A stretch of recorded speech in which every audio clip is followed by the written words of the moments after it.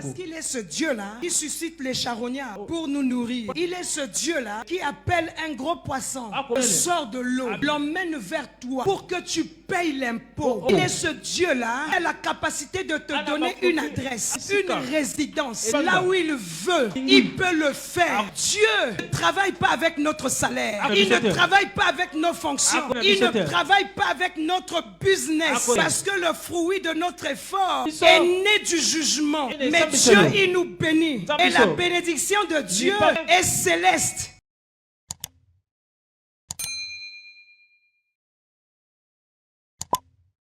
Il faut avoir confiance en Dieu. Tout ce que nous subissons, c'est parce que nous manquons de confiance en Dieu. Dieu peut tout faire avec nous. Dieu peut tout faire avec nous. La chose qui doit se produire d'ici 11 ans, Dieu peut l'anticiper, elle arrive 9 ans avant, ou 10 ans avant. Donc ce que les autres auront dans 11 ans, toi tu as ça dans une année.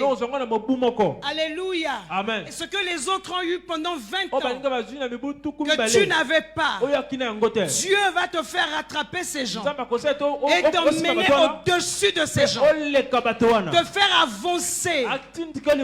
Alléluia. Amen. Dieu a la capacité de le faire. Ce qui manque chez nous, c'est la confiance en Dieu. Alléluia. Amen. C'est la confiance en Dieu. C'est ce qui manque en nous la plupart du temps. Et nous retardons certaines choses. Nous compliquons notre situation. Quelqu'un qui a confiance en Dieu a une relation intime avec Dieu. Si tu n'as pas ça, même si tu pries de temps en temps, même si tu intercèdes de temps en temps, si tu n'as pas une relation intime avec Dieu, tu n'as pas confiance en Dieu. Il y a des choses, même si tu cries, tu ne les verras pas arriver par toi. Mais je dis à quelqu'un ce matin, chacun de nous peut décider de devenir une autre personne. Chacun de nous peut décider de vivre autrement. Chacun de nous peut prendre la décision. Non, je me suis trop amusé. C'est bon là, je m'arrête là. Alléluia. Amen. Et maintenant je vais faire les choses comme Dieu le veut. Je veux faire avec Dieu. Je veux faire pour Dieu comme il le veut. Et ce Dieu-là, il va se manifester dans notre vie. Alléluia. Amen. Il va se manifester par notre vie. Il va se manifester en nous. Il va se rendre visible. Notre langage va changer. Nous allons parler différemment. On aura le langage de la foi. Alléluia. Amen. Je pose la question à quelqu'un ce matin. Est-ce que là où tu es, tu as confiance en Dieu? Bien-aimé, Dieu n'attend que nous pour se manifester. Il n'attend que nous pour se rendre visible. Le Dieu que nous prions est un Dieu puissant. Alléluia. Amen. Nous prions un Dieu vivant. Nous prions un Dieu saint. Dieu n'attend que nous, bien-aimés. Luc chapitre 7, le verset 11. Nous allons lire jusqu'au 18e verset. La Bible dit: le jour suivant, Jésus alla dans une ville appelée Naïn. Ses disciples et une grande foule faisaient route avec lui. Lorsqu'il fut près de la porte de la ville, Voici emporté en terre un mort, fils unique de sa mère, qui était veuve. Et il y avait avec elle beaucoup de gens de la ville. Le Seigneur, l'ayant vue, fut ému de compassion pour elle. Et lui dit, ne pleure pas. Il s'approcha et toucha le cercueil. Ceux qui le portaient s'arrêtèrent. Il dit, jeune homme, je te le dis, lève-toi. Et le mort s'assit et se mit à parler. Jésus le rendit à sa mère. Tous furent saisis de crainte et ils glorifiaient Dieu, disant, un grand prophète. Jusqu'ici, il y avait toujours des prophètes, mais cette fois, c'est un grand prophète. Un grand prophète apparu parmi nous. Et Dieu a visité son peuple. Cette parole sur Jésus se répandit. Laquelle parole? C'est un grand prophète. Laquelle parole? C'est Dieu qui a visité son peuple. Dieu lui-même a visité son peuple. Cette parole se répandit dans toute la Judée et dans tout le pays d'alentour. Alléluia. Amen. Jean fut informé de toutes ces choses par ses disciples. Il a été informé par ses disciples. Alléluia. Amen. La résurrection du fils de la veuve de Naïn. Un témoignage puissant. Je veux partager ce témoigne pour encourager quelqu'un. Je veux te dire déjà que tu as accepté Christ, donc tu crois, tu as la foi. Donc avec cette petite foi-là, il faut aller. Il faut aller jusque là où tu n'es pas arrivé. Alléluia. Amen. Et ce que j'ai noté de cette femme, de la même manière que le cortège funèbre avait rencontré Jésus, lorsqu'on partait enterrer, mettre en terre le fils de la veuve de Naïn, son unique enfant, si, lorsque le mari de cette femme était mort, si aussi le cortège là avait rencontré Jésus, cette femme-là ne devait pas être veuve. Alléluia. Amen. Tout cortège qui rencontre Jésus rencontre la vie.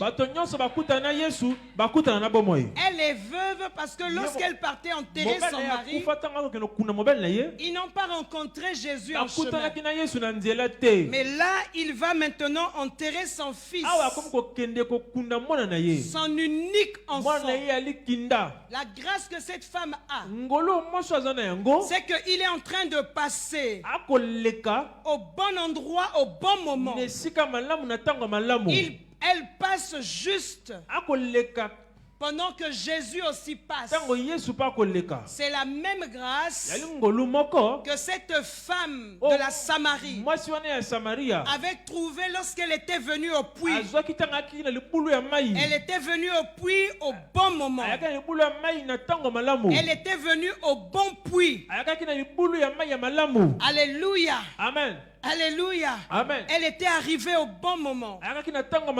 Je dis à quelqu'un, chaque fois nous nous retrouvons dans la présence de Dieu, nous sommes au bon endroit. Nous sommes au bon moment.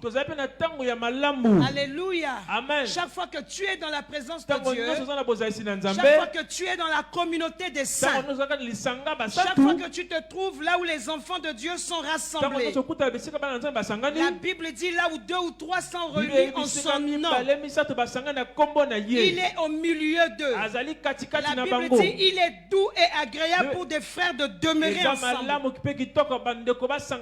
C'est là où Dieu il répand la bénédiction. C'est là où la vie est répandue pour l'éternité. Et cette femme était en train d'aller mettre son fils en terre. Elle est en train de passer pendant que Jésus passe aussi. J'étais en train de dire, on nous présente cette femme comme une veuve. Elle est qualifiée par rapport à son état de veuvage. On ne dit pas son nom. C'est par rapport à sa souffrance, par rapport à sa peine. C'est une femme qui était déjà affaiblie. Je pose la question à quelqu'un dans la salle ici. Quelle est la chose qui t'affaiblit en ce net moment? Je rappelle à l'église, et ça je le dis toujours, je crois en cela. Si Jésus-Christ ramène les morts à la vie, si nous avions confiance en Dieu, on ne devait pas pleurer pour certaines choses. Alléluia. Amen. Toute la science se réunit. La science ne ramène pas les morts à la vie. L'intelligence humaine jusqu'ici n'a pas ramené un mort à la vie. Il y a quelqu'un qui est enterré 4 jours, pas à l'hôpital, pas dans la morgue, mais dans sa pierre tombale 4 jours après, alors que l'on croit à la putréfaction du corps de la personne. Jésus peut appeler la personne par son nom. Jean chapitre 11. La Bible dit, Jésus cria d'une voix forte, Lazare sort. Jésus peut appeler le mort. Là où les gens qualifient que le corps est en putréfaction, Jésus ramène cette personne à la vie. Cela veut simplement dire ce que la Bible dit, que rien n'est impossible à Dieu. Cela veut simplement dire, c'est un rappel, tous ces miracles, que rien n'est impossible à Dieu. Ça veut dire que toi, enfant de Dieu, si tu as un peu confiance, un peu seulement, Dieu veut juste un peu seulement. Si tu as une foi comme un grain de sénévé, un peu confiance seulement en Dieu. La confiance, j'ai dit, se traduit par la relation. S'il y a seulement un peu confiance, tu peux appeler à l'existence ce qui n'existe pas. Ce n'est pas un assemblage de mots, mais c'est la vérité. Alléluia. C'est vrai, bien-aimé. Jésus-Christ ramène les morts à la vie. J'étais en train d'écouter un témoignage de guérison par les produits, la science. Alléluia. Quelqu'un qui avait une plaie qui ne guérissait pas à cause du sucre. Donc un diabétique. Et tout ce qui restait pour la personne, c'est que son pied soit amputé. Cette personne-là a suivi un traitement et il a été guéri. Sa plaie a été guérie. Pas seulement sa plaie a été guérie, il a été guéri du diabète. Or toi tu sais que le diabète est incurable. Alléluia. Amen. Il a été guéri. Une autre personne, un drépano total, est parti de SS à AS suite à un traitement. Alléluia. Amen. Et lorsqu'on m'a parlé de cela, j'ai été choqué. Alléluia. Amen. Ça, c'est la science. D'ailleurs, la science est partie de SS à AS. Ce que je vais dire à la suite ne dit pas Amen. Il ne faut pas dire Amen. Il ne faut pas crier Amen. Alléluia. Amen. Parce que tu es même malade, tu es habitué à ta maladie. Tu vis avec. Il ne faut pas dire Amen. Tu écoutes seulement. Alors cette personne-là, qui est née avec des tares dans son sang, la personne part de SS à AS. Je dis à quelqu'un, il ne faut pas dire Amen. C'est-à-dire le Dieu que nous prions ne part pas de SS à AS. Dieu a la capacité d'éradiquer la drépanocytose. Alléluia. Amen. Et redonne à la personne une saine santé. Tout le problème, c'est la confiance en Dieu. C'est ça qui manque. Alléluia. Amen. Est-ce qu'une personne seulement peut croire? Est-ce qu'une personne seulement peut prendre la décision?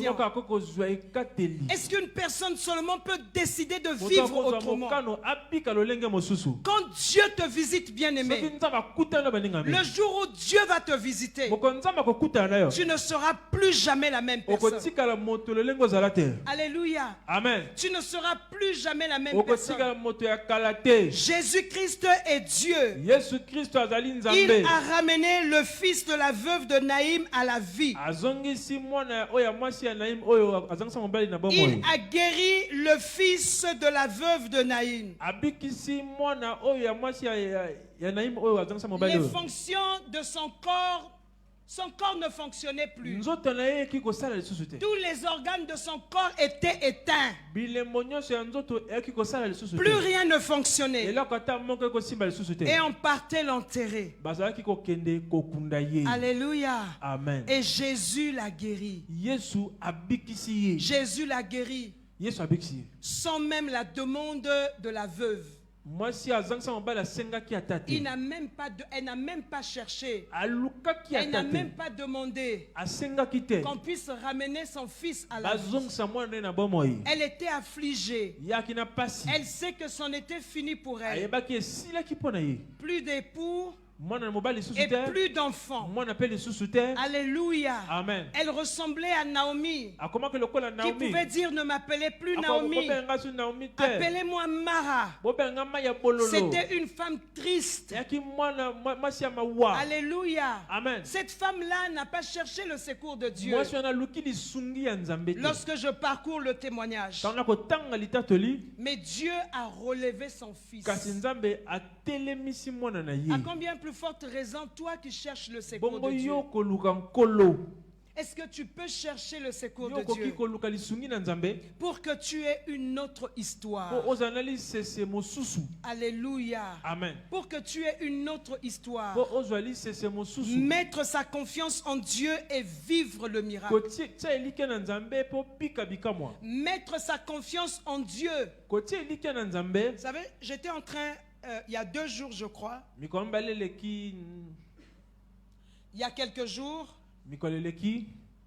beaucoup de jours avant d'ailleurs, Dieu me parlait de quelqu'un dans mon travail. Et le Seigneur m'a montré comment est-ce que la personne était morte. Alléluia. Amen. C'est pas la première fois que le Seigneur me montre ce genre de choses. Alléluia. Amen. Le Seigneur m'a montré comment est-ce que la personne était morte. Il y a 2 jours, le Seigneur me montre encore une personne, toujours dans mon lieu de travail. Alléluia. Amen. Comment est-ce qu'il y a eu un serpent qui est venu et qui a mordu cette personne à ce niveau-là. Et Le serpent a laissé 2 points dans sa peau. Il a injecté le venin dans le corps de la personne. Mais quand je vois la personne, c'est quelqu'un qui est en pleine santé.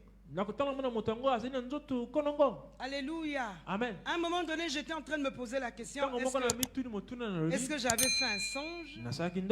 Est-ce que c'était une vision? Je ne sais pas trop à quel moment c'est arrivé. Est-ce que je dormais? Est-ce que j'étais semi-endormi? Alléluia. Amen. Depuis un moment, dans mon lieu de travail de façon parsemée, Dieu me parle avec précision de certaines personnes. Alléluia. Amen. De ce qui va arriver. C'est vrai, je prie pour les personnes. Et puis je vais les avertir. Je me souviens d'une personne, de 2 personnes d'ailleurs. Quand Dieu m'a parlé d'eux, il y a une personne, je suis allé voir. J'ai dit, mais le Dieu que je prie m'a montré que tu étais très malade. Et c'était pas bien. Il faut que tu donnes ta vie à Christ. Parce que si tu tombes malade, ça va être grave. Il a commencé à rire. Alléluia. Amen. Et il a appelé une collègue.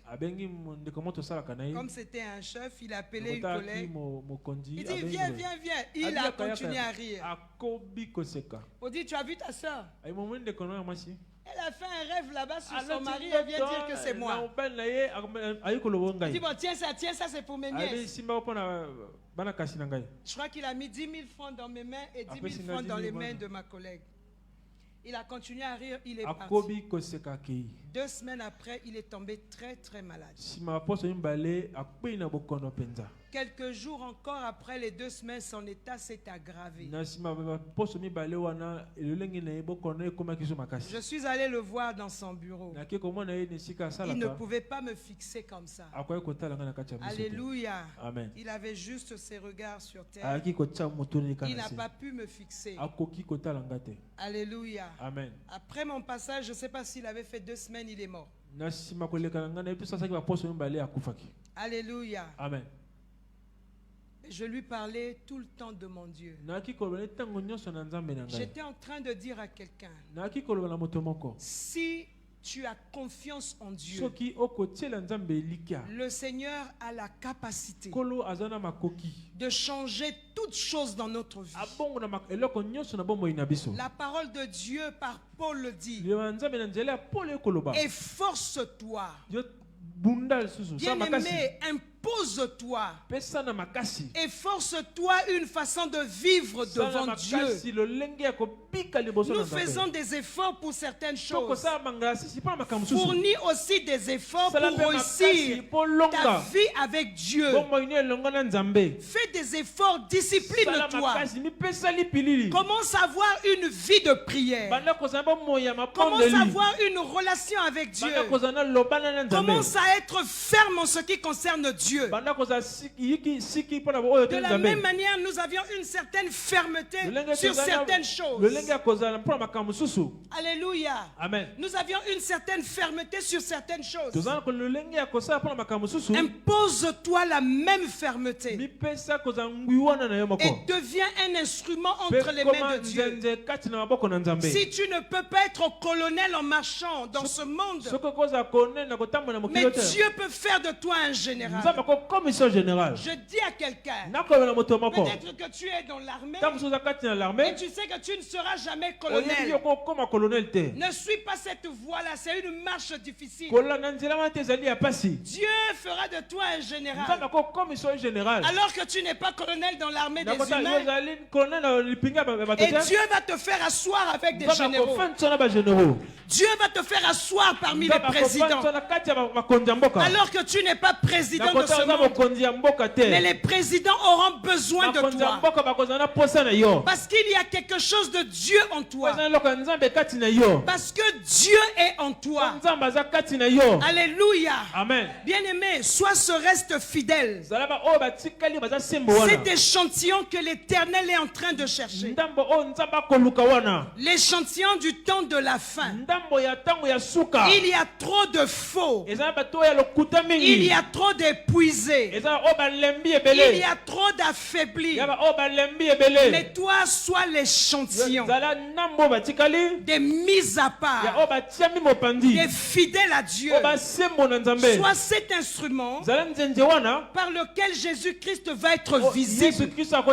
Impose-toi une certaine discipline. Refuse une certaine manière de faire. Ce que tu as fait jusque hier, ne le fais plus maintenant. Impose-toi une discipline, bien-aimée, pour expérimenter ce que la veuve de Naïn a expérimenté. Elle était une femme ignorante. Elle n'a connu que ce miracle-là certainement. Mais toi, tu ne vas pas seulement connaître le miracle, mais tu deviendras un miracle pour les autres. Alléluia. Amen. Tu deviendras un miracle pour les autres. Quelque chose est arrivé à une de mes filles. Et la justice n'était pas bien faite. Et j'étais en train de me dire, étant donné que c'est fait de cette manière, la solution pour nous, c'est de retirer la fille de ce milieu. Et ça, c'est la pensée que j'ai eue. Alors il fallait savoir qu'est-ce que Dieu pense de cela. Dieu me dit, c'est pas ton enfant qui était en tort. C'est la personne qui a péché qui doit être punie. C'est pas l'enfant qui partira de là. C'est cette personne-là qui doit partir. Et si la justice des hommes ne l'a pas fait partir, toi tu peux le faire partir. J'ai dit oui, je peux le faire partir. Je peux le faire partir. Parce que j'ai Dieu. Je vais invoquer Dieu. Le Dieu des armées célestes. Celui qui a vaincu le diable à la croix. Qui a vaincu le diable? Ça veut dire qu'il a vaincu les sorciers, les magiciens, les occultistes, les francs-maçons. Il a vaincu toutes ces choses. Parce qu'il a vaincu leur maître. J'ai dit, mon Dieu, il fera partir cette personne. C'est cette personne qui partira. Et tout le monde saura que cette fille-là a un Dieu. Alléluia. Amen. Tout le monde saura que cette fille-là a un Dieu. Tout le monde saura qu'il y a une justice céleste. Alléluia. Amen. Pourquoi on doit fuir là où on ne doit pas fuir? Alléluia. Amen. Pourquoi on doit fuir là où on ne doit pas fuir? Pourquoi on doit se taire là où il faudra parler? Nous avons Dieu. Je dis à quelqu'un, mets ta confiance en Dieu. Je vais tirer quelques points dans le témoignage de la veuve de Naïn. Dans ce qui lui est arrivé. Je tire de ce témoignage-là un point sur la compassion de Jésus. La Bible dit, le Seigneur fut ému de compassion. La compassion de Christ produit le miracle. Le Seigneur fut ému de compassion. Que Dieu soit ému de compassion pour toi. Que Dieu soit ému de compassion pour ta famille. Que Dieu soit ému de compassion pour ce que tu es, ce que tu fais, ce que tu as. Il fut ému de compassion. La compassion amène le miracle. La compassion amène le changement. Même s'il n'y a pas d'alliance, la compassion amène le changement. Réclame la miséricorde de Dieu sur ta vie par rapport à une situation donnée. Il faut savoir que la miséricorde de Dieu, la compassion de Dieu, l'empathie de Dieu, ou le souci que Dieu peut avoir pour toi amène le miracle. Lorsque j'exploite, sinon je parcours, je médite le témoignage de la veuve de Naïm, alors je vois dans ce témoignage l'autorité de Christ, l'autorité de Jésus. Alléluia. Amen. Son autorité spécifiquement sur la mort. Il a vaincu la mort. Alléluia. Amen. Et il a autorité sur la mort. Il domine sur la mort. Et en tant qu'enfant de Dieu, la mort ne devait pas nous arrêter. Donc Dieu nous dit de parler, nous devions parler. Alléluia. Amen. Nous devions parler. On ne doit pas regarder la mort comme les païens voient la mort. Jésus-Christ est l'autorité suprême. Il a vaincu la mort. Dans ce témoignage, je vois l'autorité de Christ sur la mort. Et j'étais en train de dire, je le dis chaque fois à l'église, si Christ a vaincu la mort face à certaines situations, invoque Christ. Je n'ai pas dit invoque d'abord Christ. Même si tu entends invoque d'abord, mais je dis invoque Christ. Alléluia. Amen. Invoque Christ. Nous prions un Dieu vivant. Invoque Christ. Pas d'abord Christ. Voilà pourquoi je n'aime pas ce conseil ou cette exhortation. Passe à l'église. On va prier pour toi. Ensuite, tu pourras aller à l'hôpital. Pour accoucher, oui. Alléluia. Amen. Parce que tu ne pourras pas accoucher dans le temple ici. On n'a pas d'hôpital ici. Alléluia. Amen. On n'a pas un hôpital. On n'a pas des hôpitaux. Donc tu passes en prix et tu vas accoucher. Mais pour autre chose. Si seulement on avait confiance en Dieu. Nous faisons partie des gens qui ne devaient pas se trouver quelque part. Moi, je trouve humiliant lorsque je me trouve devant un médecin en train de lui expliquer. Et parfois, tu expliques que tu pleures. Parfois, tu expliques, tu t'apitoies sur toi-même. Tu es fatigué, tu souffres. Et tu finis d'expliquer, de pleurer devant le médecin. Il te charge de médicaments. Tu viens ici à l'église où tu rencontres les gens. Tu dis Jésus est Seigneur. Jésus guérit toute maladie. Quel Jésus?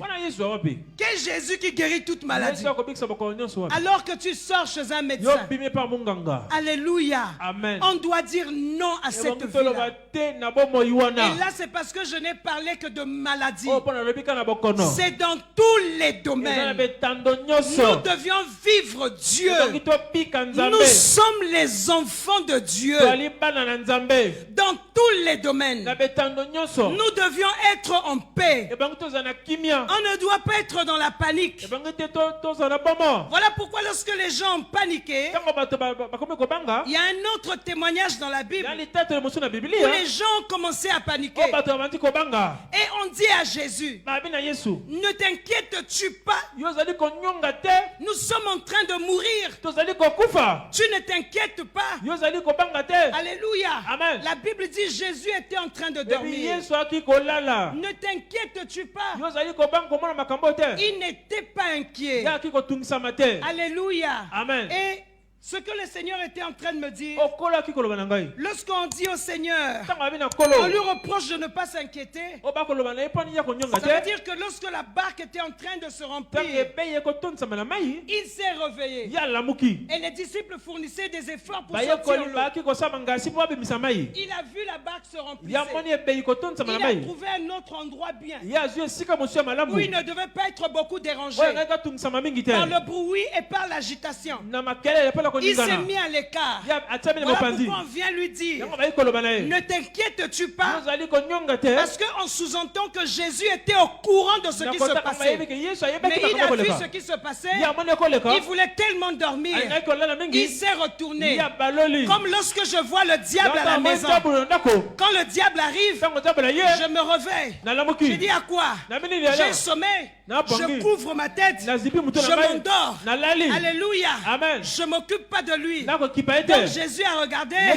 Il s'est retourné. Alléluia. Parce qu'il n'était pas dans le même monde que eux. Il n'est pas du monde des inquiétudes. Il s'appelle le prince de paix. Il est celui qui nous a dit que votre cœur ne se trouble point. Croyez en Dieu et croyez en Jésus. Alléluia. Il est celui-là. Donc lorsqu'il a vu le trouble, il a changé de place. Il a couvert sa tête. Et il a continué à dormir. Parce qu'il est le prince de paix. Il n'a pas les mêmes réalités que nous.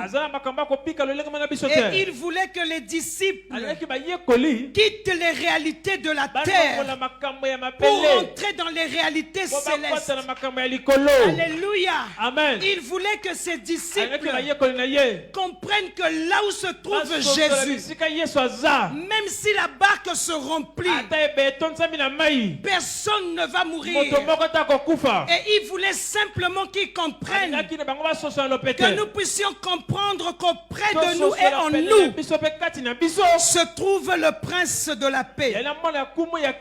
Jésus-Christ a autorité sur la mort. Alléluia. Autre chose que je trouve dans ce témoignage, c'est la puissance de la parole. Alléluia. La puissance des paroles de Jésus. Les paroles de Jésus sont puissantes. Ce que Jésus a dit, nourris-toi de ça. Mange ça. Deviens ce que Jésus a dit. Tu deviendras une autre vie. Deviens ce que Jésus a dit. Tu deviendras une autre vie. Alléluia. Les paroles de Jésus, pas les paroles d'un homme, pas les paroles de Paul, pas les paroles de Moïse. Je parle des paroles de Jésus. Alléluia. Tout ça c'est la Bible inspirée de Dieu. Alléluia. Je n'exclus rien ici. Tout ça, ce sont les Écritures saintes inspirées de Dieu. Je mets une précision sur les paroles que Jésus a. Les paroles de Jésus dans notre bouche est une arme. Les paroles de Jésus dans notre bouche est une arme bien-aimée. Nourris-toi des paroles de Jésus. Tu deviendras tout ce que Dieu veut que tu deviennes. Je dis à quelqu'un, tu es un instrument, une épée que Dieu veut utiliser. Mais pour que le Seigneur t'utilise, il faudrait que de ta bouche sortent les paroles de Jésus. Nourris-toi des paroles de Jésus et deviens une autre personne. J'ai vu des gens qui se sont nourris de la parole de Jésus. des gens qui autrefois étaient des personnes influentes dans ce monde. Des personnes influentes dans ce monde. Alléluia. Amen. Par leur titre. Mais des gens qui ont abandonné leur titre pour s'accrocher à Jésus, pour se concentrer dans la parole de Dieu. Je me souviens du témoignage d'une femme. Je crois que ça doit être maman Hortense Karambiri. Et qui avait un salaire de 5 millions de francs CFA. Alléluia. Amen. Mais qui a dû renoncer à toutes ces choses pour s'attacher à Dieu. Ça étonne quelqu'un ici. Quelqu'un qui rêve d'avoir 1 million. Quelqu'un qui rêve d'avoir 2 millions. Quelqu'un qui se dit que pour avoir 10 millions tous les mois, il faut seulement travailler. Il faut seulement d'être dans certains endroits. C'est parce que peut-être tu ne connais pas les témoignages des autres. Il y en a qui ont renoncé à plusieurs. Je vais encore me souvenir de cette femme à qui on avait dit tu prêtes serment au nom d'Allah. Ou c'est ça ou tu n'es pas ministre. Si tu ne dis pas au nom d'Allah, après 2 ou 3 tentatives sans dire au nom d'Allah, si tu ne dis pas au nom d'Allah, tu descends. Elle a pris ses clics et ses claques. Elle est descendue. Tu l'as déjà vu sur internet. Cela veut dire qu'elle ne devait pas être ministre. Elle a honoré son Dieu. Allah est le Dieu que nous prions, ce n'est pas la même chose. Le Fils de Dieu, Jésus-Christ, n'est pas Issa ou Issa. Issa n'est pas Jésus. Elle a refusé de prêter serment alors qu'elle devait être ministre. Qu'en est-il de toi? Elle est descendue. Alléluia. Amen. Et finalement, c'est le dernier ministre qui va être rappelé. On va lui dire de revenir. Sûrement après instruction. Sûrement après les concertations. Faites-la revenir. Et le juge a dit, ou c'est le procureur, ou c'est qui, je ne sais pas. Il dit qu'elle dise Allah, qu'elle dise Dieu Tout-Puissant. C'est la même chose. Qu'elle revienne prêter serment. Au moins, elle a honoré son Dieu. Elle n'a pas vendu son Dieu au prix d'un poste de ministre. Elle n'a pas vendu son Dieu pour le manger et le boire, pour les visas, pour les habits, pour les mèches, pour je ne sais pas quoi, pour les voitures ou pour les parcelles. Elle n'a pas vendu son Dieu. Alléluia. Le Dieu que nous servons est un Dieu vivant. S'il ramène les morts à la vie, il a la capacité de tout faire. La puissance de la parole de Jésus. Tu dois avoir la parole de Jésus en toi. Pas comme des slogans, mais tu te nourris de la parole. Tu es constitué par la parole. Tu es composé de la parole. Autant tu manges tous les jours pour nourrir ton corps physique, pour l'embellir, tu dois le faire pour ton esprit. L'esprit se nourrit des paroles de Jésus. Alléluia. Amen. La puissance de la parole. Jésus a parlé. Je dis à quelqu'un, il faut parler pour que le miracle arrive. Il faut arrêter de murmurer. Il faut arrêter de dire je parle dans mes pensées. Prier, c'est parler. Il faut parler, bien-aimé. Dieu est omniscient. Mais Dieu a prévu que face à certaines situations, il faut parler. Alléluia. Amen. Il faut parler. Et ta vie ne deviendra plus, ne sera plus la même vue. Quant à nous, bien-aimés, lorsqu'on a un problème, nous courons toujours vers les païens. Lorsqu'on a un problème, personne ne peut tenir ferme jusqu'au bout. On a tellement peur de la mort. On est tellement apeureux.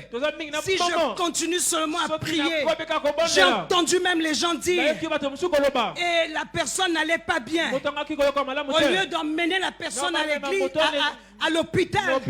On est parti l'interner à l'église. Alléluia. Amen. Ce n'est que normal.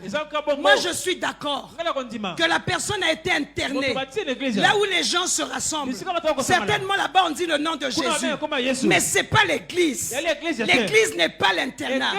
Lorsqu'on arrive à l'église, on invoque Jésus et le miracle se produit. Alléluia. On n'interne pas pour donner la prière matin, midi, soir. Lorsque la prière est donnée matin, midi, soir, cela veut dire que notre foi fait défaut. Il y a un problème avec notre foi. Est-ce qu'une seule personne dans cette salle peut prendre la décision de vouloir faire les choses autrement? Et tout le monde va s'agripper à ta foi. L'homme de Dieu qui est notre patriarche aujourd'hui, moi je le prends pour patriarche. Même s'il n'était pas francophone. Les anglophones diront c'est leur patriarche. Moi aussi c'est mon patriarche. Alléluia. Amen. C'était quelqu'un comme toi assis dans la salle qui écoutait la prédication de son pasteur. Et son pasteur a dit dans le message que Jésus a dit vous allez ramener les morts à la vie. À la fin il est venu voir son pasteur. Toi à la fin quand tu viens me voir c'est pour me demander l'argent.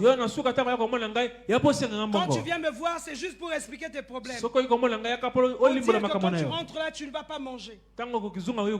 Alléluia. Amen. Il est venu voir son pasteur. Il a dit à son pasteur ce que tu as dit là, c'est Jésus qui a dit ça. Le pasteur a dit oui. Il a dit que je peux ramener les morts à la vie. Le pasteur a dit oui. Il a dit à son pasteur est-ce que tu l'as déjà fait? Le pasteur il dit pas encore. Mais comme tu l'as pas encore fait, est-ce que moi je peux le faire? Le pasteur a dit oui tu peux le faire. Alléluia. Amen. Il est sorti de l'église. Pour certains vous connaissez le témoignage. Et ça vous fait rire. Moi, ça me choque et ça me fuse. Alléluia. Amen. Quand des choses comme ça font rire les gens. Il est sorti, il a pris sa moto. Mobilette. Alléluia. Amen. Il est parti chercher des morts. Il cherchait un mort. Il vient, il demande. Il y a un mort ici. Non. Tu connais pas quelqu'un dans le quartier?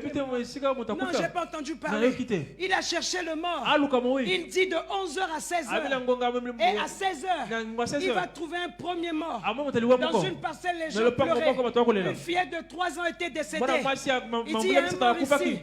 Oui, il y en a un ici. Pourquoi tu cherches? Mon pasteur m'a dit, je peux le ressusciter. Ça veut dire quoi? C'est quelqu'un qui ne connaissait pas les versets bibliques comme toi.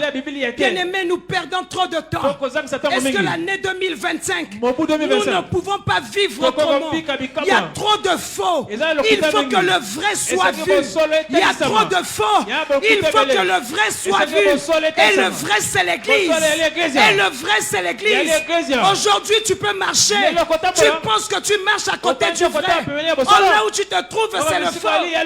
Il dit, mon pasteur m'a dit que je peux le ressusciter.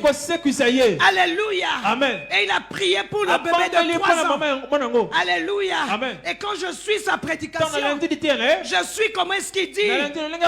Oh, je glorifie Dieu. Vous sentez seulement la foi. Le reste dans la Bible, il ne connaissait pas. Mais ce qu'il avait reçu ce jour-là, c'est ça qui faisait sa vie spirituelle. Il a dit au bébé, réveille-toi. Non, bébé, sois guéri. Bébé n'était pas malade. Bébé était mort. Bébé, sois guéri. Le bébé ne guérissait pas.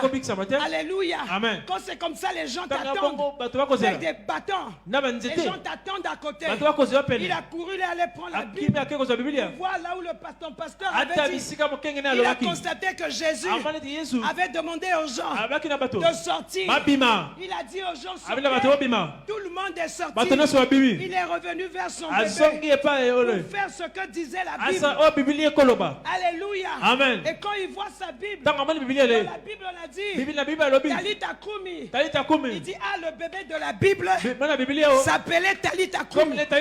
Mais celui-là s'appelle comment? Je dois l'appeler par son nom. Talita Kumi veut dire seulement mademoiselle, jeune fille. Il appelle les parents. Le bébé là-bas de la Bible s'appelle Talita Kumi. Votre bébé c'est qui? On a dit le nom. Il est revenu. Il appelait le bébé par son nom. Au nom de Jésus de Nazareth. Réveille-toi. Le bébé s'est réveillé. Alléluia. Amen. L'enfant est ramené à la vie. Ça s'appelle la foi. Ça s'appelle la foi. Je prie pour toi. Aie confiance en Dieu. Ce que Dieu a dit, il le fait. Dieu a besoin d'une personne parmi nous. C'est pas forcément le pasteur. Ça peut être toi. Ça peut être lui. C'est pas fortement le pasteur. Dieu a besoin de quelqu'un. Dieu a besoin d'être vu à travers un homme. Jésus veut se rendre visible à travers une femme. Il y a trop de fausseté. Il y a trop de confusion. Même la divination dans l'église. Les chrétiens courent après la divination. Est-ce que tu ne peux pas être ce vrai-là? Est-ce que tu ne peux pas changer ta manière de marcher avec Dieu? Change ta façon de marcher avec Dieu. S'il te plaît, là où ton travail, là où ta famille, là où tout ce que tu connais, toutes ces choses-là, là où ces choses-là ne peuvent pas t'emmener, Dieu va t'emmener. Alléluia. Amen. Ce que tu penses que tu ne pourras pas avoir, Dieu va te le donner. Attends, je vais te donner un exemple simple. Vous voyez au Congo-Brazzaville, les grands quartiers, où on appelle les quartiers des riches. Il y a le centre-ville, il y a l'OCH, il y a le plateau de 15 ans, certains quartiers. Je ne cite au moins ces trois-là.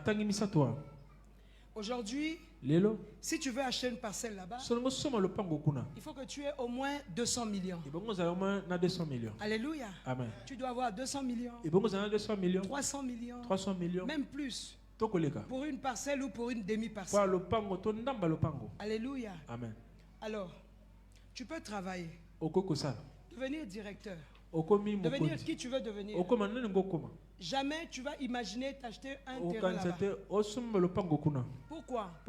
Parce que si tu achètes un seul terrain là-bas, ça te prend tellement beaucoup d'argent. En fait, toute ta fortune est partie. Et après, tu vas tout refaire à zéro. C'est-à-dire, je veux dire à quelqu'un, ce n'est pas pour cela que nous servons Dieu. Dieu a prévu nous rendre grands. Moi, j'ai 2 ans. Donc, jusqu'à ce que tu as entendu, j'ai dit, moi j'ai 2 ans. Voilà, c'est ça, c'est ce que j'ai dit. Amen. Et jusqu'à ce que je puisse avoir 10 ans, alléluia. Amen. Je sais que Dieu va faire et il a commencé à faire. Pas des grandes choses, mais des merveilles.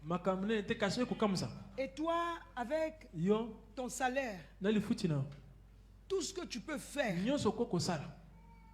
la pensée que tu vas avoir, il faut que tu aies des terrains à Lifula, à 45, à 100 km, à Yé, alléluia. Amen. Si c'est de l'autre côté, à Boko, à Ngangalingolo, tu vas chercher là-bas. Les quartiers que j'ai cités là, tu dis avec tes moyens, tu ne pourras pas le faire. Mais si tu peux placer ta confiance en Dieu.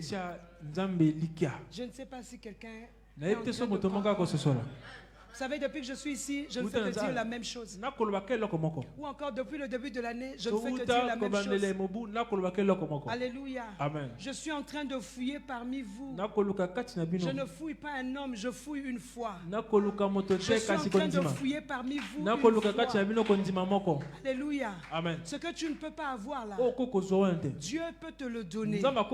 Sans le secours d'aucune main humaine. Sans l'épargne en banque. Sans je ne sais pas faire quoi que ce soit, Dieu peut te donner. Le travail, il est céleste. Tu travailles, c'est une bonne chose. Tu as un salaire, c'est une bonne chose. Ça, c'est ce qui est céleste. C'est ce qui est terrestre. Associe cela au céleste. Quand le céleste va s'ajouter, lorsqu'il y aura connexion entre ciel et terre, vous avez chanté ici l'atmosphère change. Lorsqu'il y a connexion entre ciel et terre, l'atmosphère change. C'est-à-dire que l'offrande qui quitte la terre rencontre l'éternel, rencontre la présence de Dieu. La vie de l'homme de Dieu change. Jusqu'ici, tu marches avec Dieu, mais en étant terrestre. Le Seigneur veut qu'il y ait la fusion, qu'il y ait cette rencontre. Tu vas le constater parce que ton langage va changer. Moi, il y a des gens que j'écoute pour écouter. Qui que tu sois, même si tu es pasteur, même si tu es bishop, j'écoute pour écouter. Et quand ces personnes-là me parlent, je suis frustré. Alléluia. J'ai mal. Mais toi, tu invoques Dieu. Toi, tu invoques ton Dieu. Elle n'avait pas invoqué Dieu. Elle a vécu le miracle. À combien plus forte raison toi? Toi, tu invoques l'Éternel. Notre prière ce matin, c'est pas pour que le Mandela, yo tiaka confiance na nani? O tiaka confiance na bateau. Bible la ke la maboya zali ko tie likia na moto. Bondela nde konanga tia confiance na Nzambe. Tia confiance na Nzambe. Tia confiance na Nzambe. Tia confiance na Nzambe. Ko tia confiance na moto te. Tia elika na Nzambe. Mona Nzambe, oya na makoki ya kosala na bomo na yo, pesa confiance na ye. Totie lika na Nzambe oyo, totie lika na Nzambe oyo, totie lika na Nzambe oyo. Hazan Nzambe, Hazan Nzambe, ndeko nanga to beteli Yesu maboko. Betela Yesu maboko ya bien. Il y a bien, quelle parole. De Konanga, il y a bien, il y a bien, il y a bien. Azan Zambé. Liloba boye kokuta ngoka na bisiko. Liloba boye kokuta